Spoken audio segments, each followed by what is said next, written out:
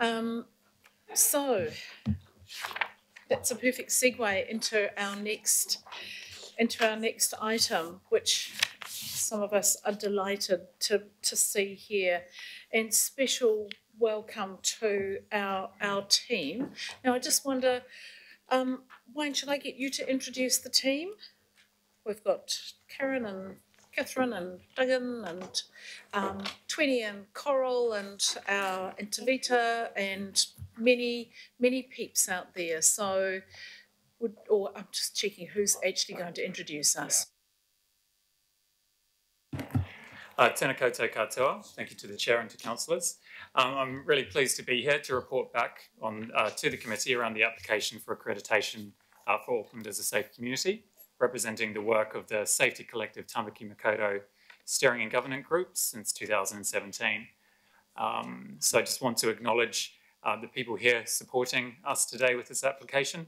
We've got Wayne Levick, who's a project manager within the Community Empowerment Unit for the Safe Communities Accreditation. Joining us at the table today are Jackie Whittaker from the New Zealand Police, Auckland District Resilience Manager, and Catherine Cooper, who's Head of Resilience and Welfare for Auckland Emergency Management. Of course, we have a really committed group from our Safety Collective here supporting us today, and I just want to acknowledge representatives from Safer West, Safer North, ACC, Safe Kids Aotearoa, Auckland Transport, Drowning Prevention Auckland, and also the Pacific Injury Prevention Okilana. So we recognised 10 months ago that we really needed to energise this accreditation. And from being out and about and meeting stakeholders across council, local government, central government, we really recognised the importance of getting this accreditation across the line and the desire from all of our members for us to provide leadership in this area. With dedicated project management and re-engaged steering group and governance group, we've focused strongly on getting this accreditation finalised by May. As the Safety Collective Tamaki Makaurau, we've set ourselves the challenge of making the opportunity of accreditation a chance to be more transformative in addressing inequities across the region in relation to preventable injury and death. The context of this accreditation comes from a presentation to the Environment and Community Committee in June 2016. From there, we were given the mandate to move forward with accreditation. At that time, the accreditation advantages were seen as being a member of an international network and opportunities to share and learn from best practice in terms of injury prevention and community safety, aligning with a model that was aligned with the principles of the Empowered Communities approach, increasing the effectiveness of interagency collaboration and increasing community safety outcomes in Auckland through an internationally recognised program, which was independent of council, a consistent platform for local and central government to collaborate with community groups and projects that improve safety, and also aligning with the Thriving Communities Action Plan.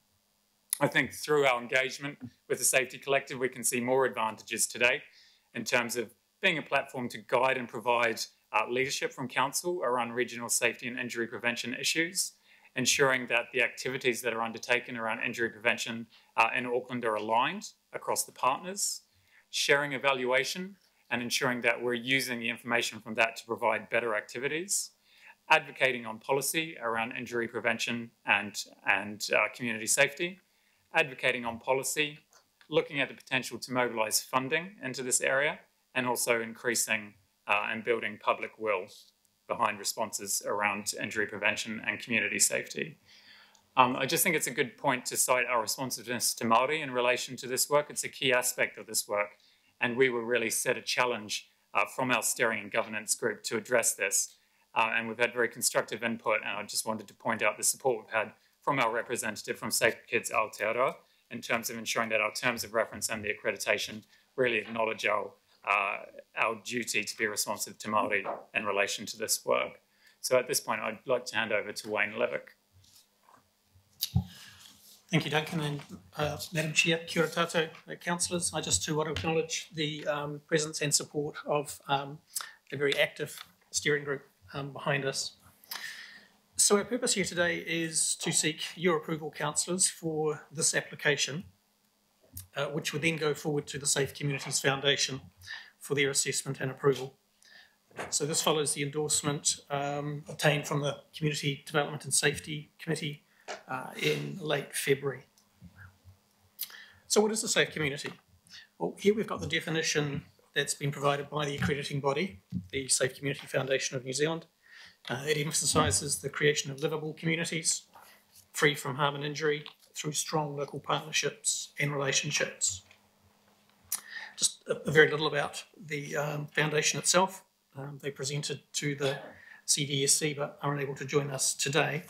So the foundation is based here in Auckland. It works closely with safe communities, connecting them to a national and indeed international network, providing access to information, models, conferences, support. Foundation is funded by ACC, Ministry of Health, and the Health Promotion Agency. So they've undertaken a preliminary assessment of the application that's before you. They've been involved in reviewing informally the chapters of the application as they've come together over the past 6 months. They've indicated that the completed application is now ready for sign-off by Council, in their view, prior to formal review by the Foundation. Move to the next slide. Just a little bit about the application itself. It has taken some time to come together, as I think Duncan's acknowledging by the time frame. I think it's fair to say this is the first time that accreditation has been attempted at such a scale. Auckland will be the largest safe community in the Pan-Pacific network. The stocktake of programs and activities undertaken by steering group members alone comprises over 60 pages. So although this is it's about providing a framework and support for local responses to community safety and injury prevention issues, accreditation is taking place at a regional level across Tamaki Makaurau. We would be expecting accreditation, assuming your approval to put the application forward today, in time for implementation from July 2019. And as noted on this slide, there are strong linkages, we believe, between this work and at least 2 of Council's 6 key outcomes around belonging and participation and transport and access. At this point, I'll hand over to Catherine Cooper from AEM. Kia ora, good morning everybody. On behalf of Auckland Emergency Management, we're absolutely delighted to be asked to sit around the steering group for the Safer Communities Accreditation. And one of the reasons we were delighted for that is that we'll be one of the first countries, one of the first councils to actually incorporate civil defence and emergency management within their accreditation, which is very cool. Also, Auckland Emergency Management has a strategic fit with this work due to our goal to create a resilient Auckland together so that communities are prepared for risks and hazards that could impact them. So in a broader sense, Council has a lead role as a host agency for coordinating the accreditation process and application and implementation. But the initiative belongs to the Safety Collective themselves, who are represented behind me.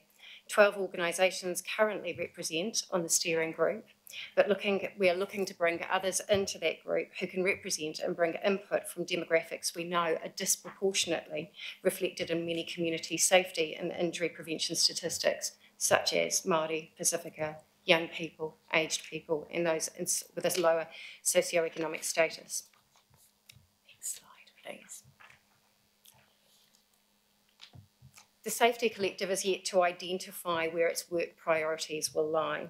However, the team has established themes from a huge stock take, and some of those themes are reducing alcohol and drug-related harm, child injury prevention, community connectedness and resilience, road safety, policing, violence and crime prevention, and water safety. We're also sharing some of the tools from across our organisations in order to support a collective approach. And one of those tools that we were very pleased to give is Auckland Emergency Management's approach to evaluation, which uses collective impact and looks at indicators to measure reactions to initiatives and impacts on people. It's very useful when looking at effectiveness of our networks, and other approaches to support this will be developed over time. I'll now pass on to Jackie. Alrighty, everybody. Thank you for that. So just New Zealand Police are represented in the governance and the steering group. So We're representing Tamaki Makaurau Place. So there's numerous challenges and yet there's a number of opportunities as well for us to model further development and integrate programs across Tamaki Makaurau. It's a perfect opportunity for us as police to be involved with other agencies as well to actually do the betterment for our community. So a couple of things that are just highlighted on there is when we talk about water safety, which we've talked about, which obviously impacts on all our community.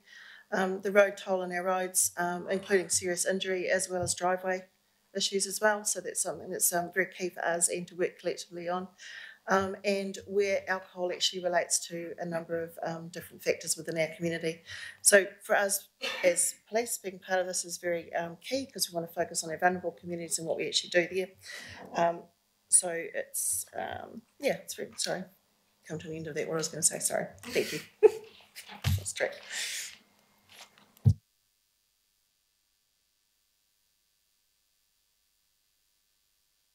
Our presentation, so we'll open up for any questions. I know we've already got a keen mover. Question, Councillor Cooper.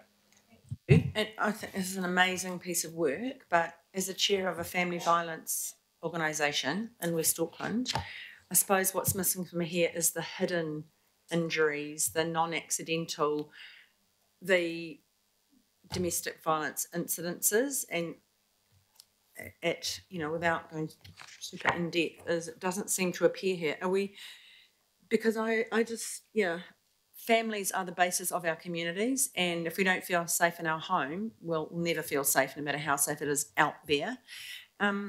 Is this been a choice to say we won't deal with that here?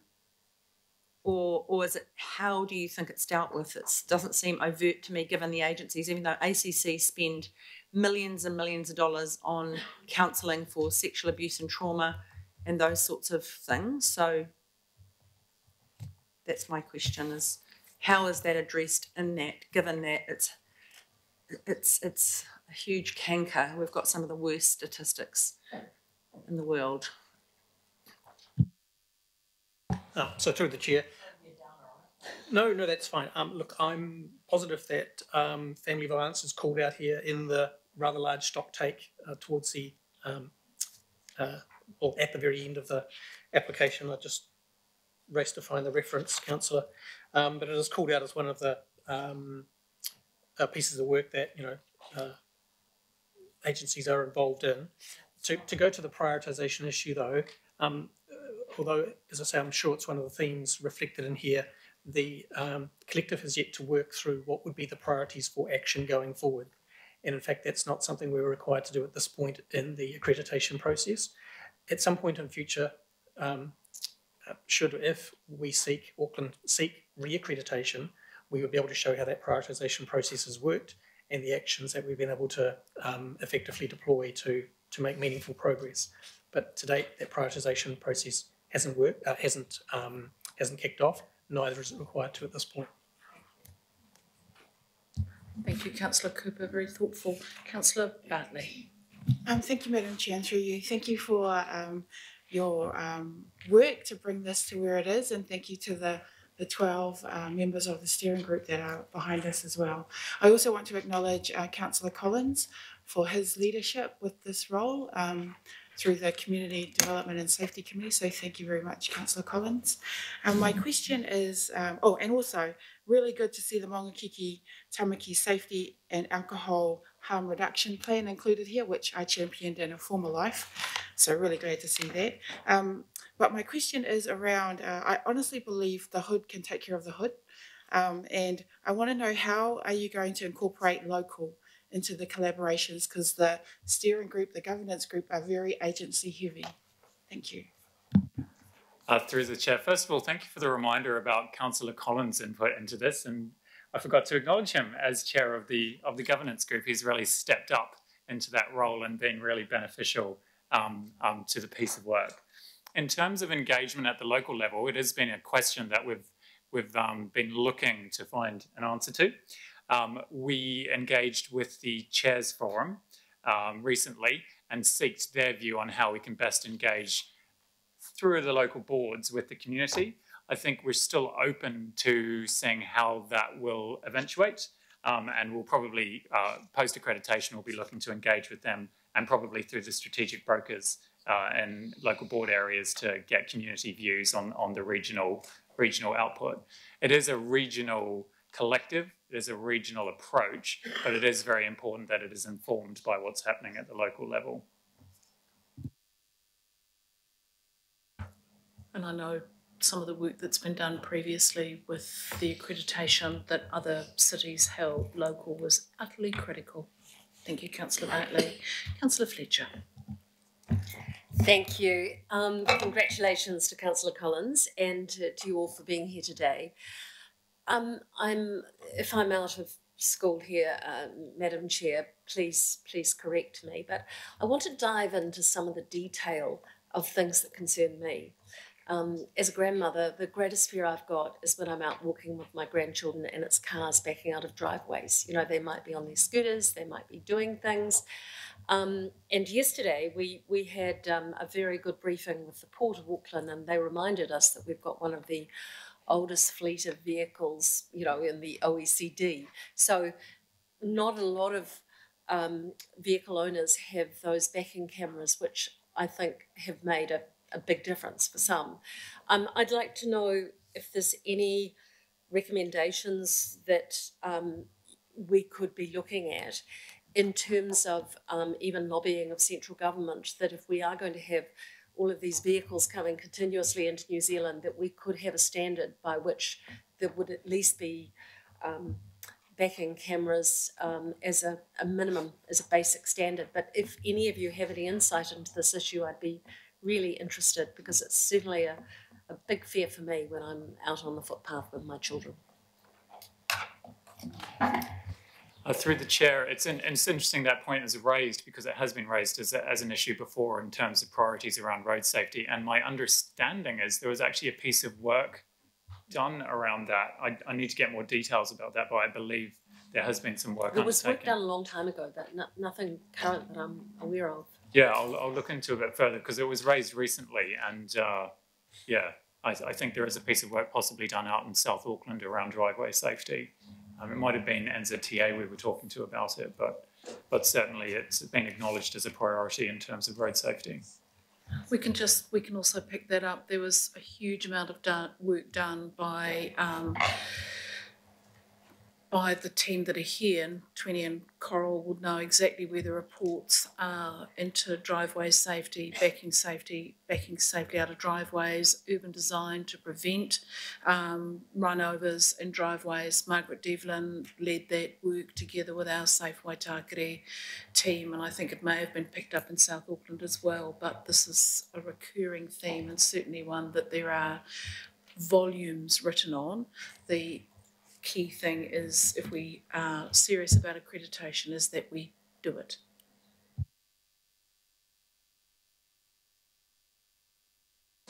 Councillor, we've got Deputy Mayor Cashmore and then Member Brown. Thanks, Madam Chair. Congratulations to the team. It's a very wide scope with many different agencies. You'll be collecting a lot of information and data. Do you have similar platforms and systems that you can share data quickly and effectively to effective greater purpose? Through the chair, so most of the data that we see in here has actually been provided by individual agencies and through the research unit affiliated with Otago University, who provide a lot of data, supported also by ACC. But yes, appreciate the point as a way of bringing it together. What we are confident of being able to achieve with the help of ACC is some funding to drive this piece of work forward, and that's one piece of work we could look at, the extent to which we can integrate that. It may be quite a bridge too far, at least in the short term, but it's definitely something we could take on board. To your point though, it is it's evident that there's a lot of work just involved in collating this data.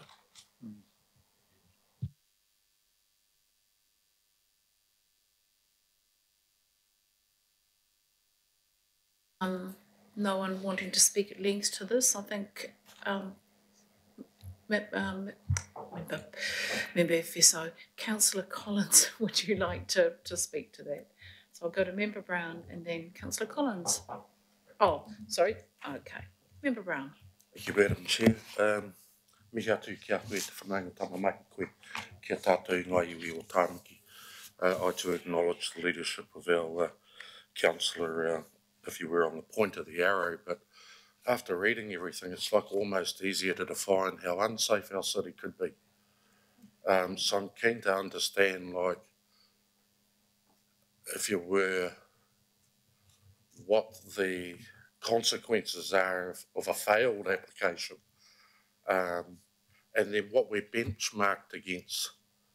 Is it domestic? Is it population? Is it ethnicity?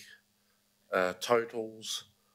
We're hearing climate, we're hearing transport, we're hearing all of these things. I almost feel like it's easy to say, you know, it's really easy to go how unsafe we could be. But I wanted to know, firstly, the blanket application, my assumption is the whole region, and that's a question.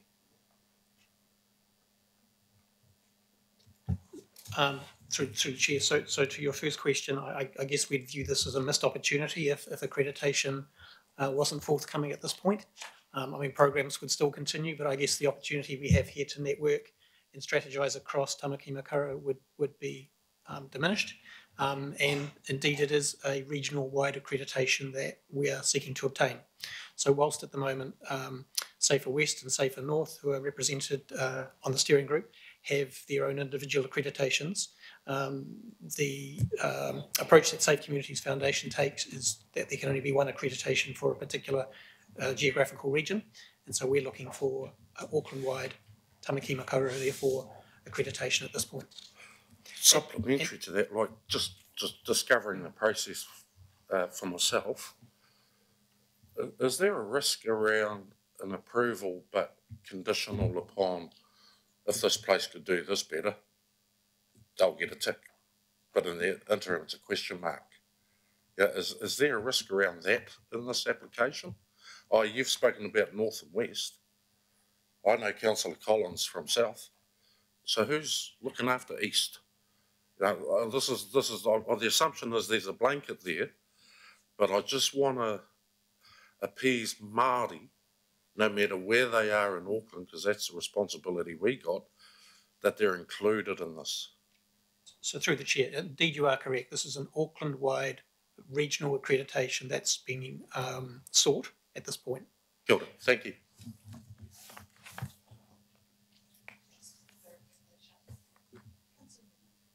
In anticipation of you obtaining accreditation, how much advice and analysis will this collective be able to contribute to our policy making and decision making as it relates to safety issues, including transport safety issues?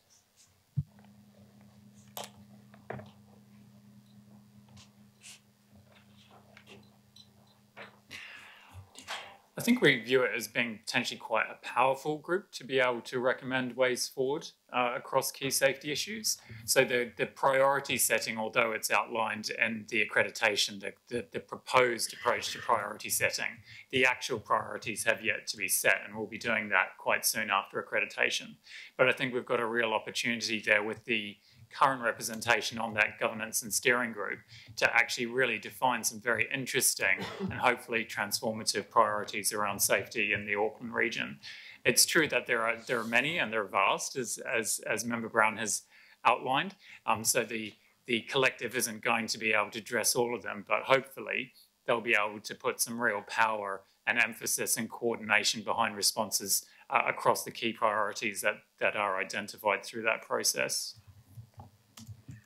So the reason why I asked that, for example, I mean, one of the debates that we're having at the moment is around the safety and operation of Lime scooters. So if we could, for example, are you in a position, because I don't just want to rely on Auckland Transport, are you in a position whereby from a safety perspective, you might be able to, as a sponsored work stream, look at the Land Transport Road User Rule around the operation of these particular devices on footpaths? The appropriateness of the limits in relation to helmets, which apply to cyclists at the moment, but frankly need to apply to a wider suite of users of these devices. Are you going to be is this collective going to be in a position to add value to that debate by applying its professional analysis to inform options and advocacy? Trying to formulate a response to that. I think that particular issue would probably not, and those particular questions would probably not be the kind of thing that the collective would look at. I think in terms of priority setting, they'd be looking at not just the data that's coming through around sort of quantity of issues, but also demographic issues and local priorities. So because they do have to take a regional approach, that issue potentially is quite narrow for the collective on a regional basis. But we'd have to deal with that as the data showed that it was a demonstrable safety issue. I think that's probably a little bit narrow for the collective from a regional perspective. But it has yet to be seen. I mean, road safety is clearly a big issue in terms of injury prevention, but it does sit amongst other ones that need to be prioritised also. So do we have input into those priority settings?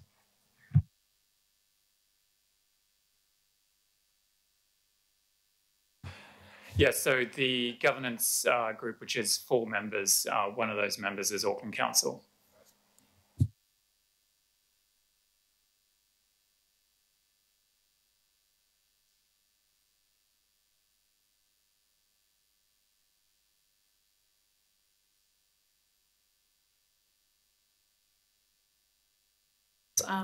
So happy to speak to that. I was going to go to Councillor Collins for him to move it, and perhaps the same as Councillor Cooper. Hang on, I'm just saying just the process. If there's no more questions, if Councillor Collins, if you're happy to move, I'm not too sure who the seconder is, Councillor Casey, then we'll open it for comments. And Councillor Collins, if you want to keep your speaking turn to close the debate, just wanted to make sure we're okay there. Right. Councillor Filipaina, speaking to the recommendation, then Councillor Cooper. Thank you, Chair.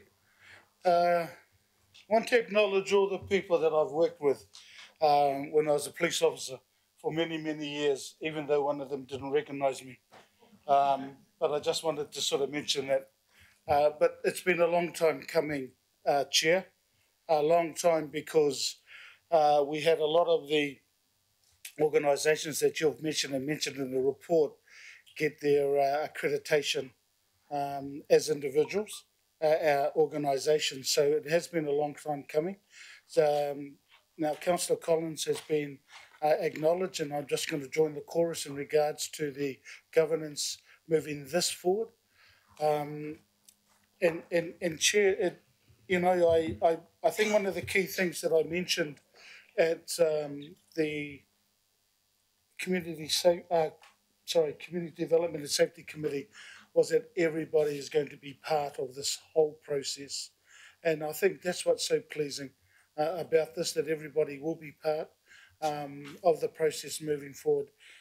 Chair, I want to acknowledge the groups out in Waitaka there, because when Councillor Fletcher mentioned the driveway and the deaths that occurred, there's a YouTube video, or there was a resource. It was the kit that was first launched at Hōwane Waititi, pre-Auckland Council. And that kit was developed by the group out in Waitaka there because of the deaths, and there were several deaths. I personally attended one a few years ago, many years ago, out in Mangere when we had a child that was run over. And so, look, that particular resource is there. I know that Moses is here from Safe Kids, and I know the other organisations, but Safe Kids on their website have a driveway run over kit that is, if you want to go on there, have a look at it. There's an opportunity to either purchase one for an organisation. So look, I'm definitely going to support this as I did at Councillor Casey and Councillor Collins' committee, because it is a long time coming. So just want to acknowledge everybody here. But also my last comment will be with Rimu as well. because with all the stats and all the evidence and all Auckland Council has to help with this application. So, ngā mihi kia koutou katoa to everybody that's involved with it. Thank you.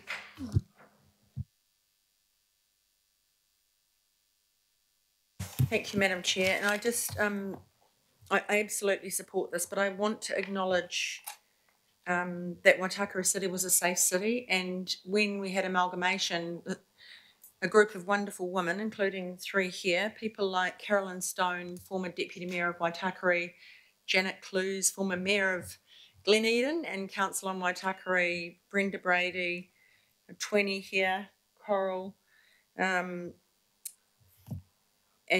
our inimitable Shaz Davies, the PA at the Waitakere Rangers local board. These women got together, Sue Russell got together because they were really concerned that as a city, we weren't a safe city, as a region. And so I really acknowledge the work. 2012, they did that on the smell of an oily rag, but lots of community goodwill. And I think where these initiatives and the safe cities actually live in our local communities, because each community, each street has to do it bit by bit and it all counts. And so I want to acknowledge the steering group, Councillor Collins and Councillor Casey, for making sure this happens here. And we've just got to cross our fingers now. I think it's a great piece of work, but I just wanted to know we stand on the shoulders of good people in our community. And so I think, you know, in North Shore and also South, there will be initiatives that are there. And this, I think, will help us resource working in the South to make that more visible, and especially our Māori and Pacific communities. So that's why I really support this. So, and kia ora kia ora koutou to our groups here, all of them. Thank you, Madam Chair. Kia ora, thank you, Councillor Cooper, beautifully spoken. No more comments, Councillor? Oh, hang on, sorry, Member Brown. Yeah, look, I certainly wanted to ensure that the folk knew we were going to support this. But I'm sitting here thinking, to acknowledge the amount of work and the amount of agencies that are involved, but unless we're taking the weakest, most challenged Aucklander with us on this journey, we're still left to encourage their participation somewhere along the line. So happy police are here because for me, corrections is missing.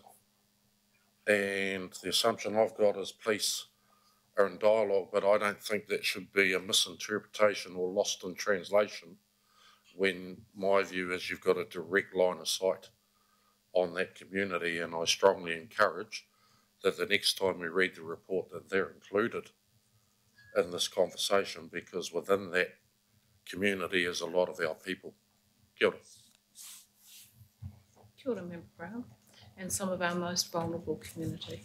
Yeah. Okay, just check. Councillor Collins. Kia ora, Chair, and thanks. I feel like people have acknowledged me. I really came late to the party, but thanks anyway. I think the real acknowledgement goes picks up on what Councillor Cooper was saying, that there's been a lot of people involved previous to this, and I've been fortunate to be the beneficiary of stepping in and helping to steward the process from last November. So for me, it's been a real privilege to work with this group. In particular, around the council family, I want to say thanks to Wayne and Duncan, who brought me right up to speed very quickly and sent me emails in early January even to make sure I was reading material. So thanks for doing that. But the team have been really good. And one of the discussions that's always been kept at the front of my mind are key ideas around being transformational, and how this is a work that's going to pull organisations together and not just go about, not just getting bureaucratic plans and saying, okay, well, as a shared entity, what are the goals, what are the KPIs that we all meet and just tick them off? This is about where are our needs, what do we need to focus on, and then really challenging organisations at an individual level, but then us as a collective to see how we can make a real difference. I've been reflecting on one of the things we teach in the Doctor of Clinical Psychology program, and it always starts with safety is not the absence of fear, it's the presence of connection. And we teach that at the University of Auckland in the opening lecture of any doctor of clinical psychology student, and we invite them to really think about what that means. And my draw to this particular piece of work was the fact that we were looking at safe communities. And so I want to congratulate the team. They're all here today. Well done. This has been an exciting proposition to bring to this stage. It was universally supported by the Community Development and Safety Committee, and my thanks to those good folk who recommended it to this committee. So it's about being dynamic, making sure that there's Māori voice, in particular at the governance level, at the that's what they called it. There's a senior governance group, and the steering group was very clear on making sure that we had Māori representation there. So that's been really good for me to be able to reflect on. And even a collaborative approach, because I think this is something that can be really great work. Let's pull people together. We are the biggest local government group that's going to be seeking accreditation. So this sets us on a new par, and it means that we've got to pull people together, both locally at an organisation level and then thinking widely for the community. So it's my real pleasure to commend this to the committee this morning. Thank you for the opportunity to be involved in the ongoing opportunities by staying involved, and I'm just so proud that we've got it to this point, and I'm sure that the accreditation process will go smoothly. So thanks to everyone involved, and happy to commend it to the committee. Thanks, Chair. Thank you so much, Councillor Collins, and good work for those of us who've been involved in the Safe Waitakere from way back. Good things happen. Trust this. Get communities involved. Do partnership. The magic happens. So thank you to our awesome staff and our partners who've done this. I'll put the recommendation. All those in favour, please say aye. Aye. Against? Carried. Well done.